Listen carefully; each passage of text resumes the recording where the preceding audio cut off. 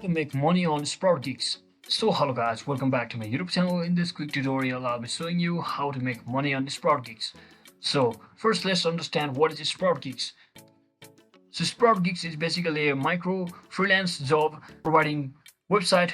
It's much more similar to Upwork and Fiverr. So once you're inside here, you must register with your account or sign in with your account to successfully start doing the task which is provided, which is called a micro job.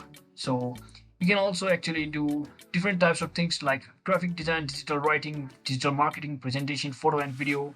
It's more like a freelance web development as well. So it's more like freelance website where you can perform simpler or micro, which means smaller tasks rather than big tasks at once to earn and make money. As you can see, there are different freelancers.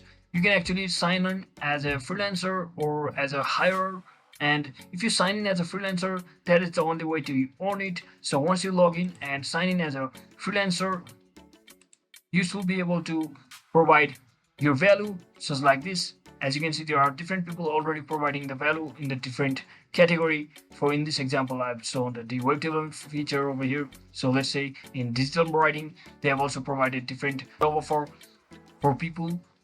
So this is exactly the way you can also provide your skill to the test so that people will buy from you.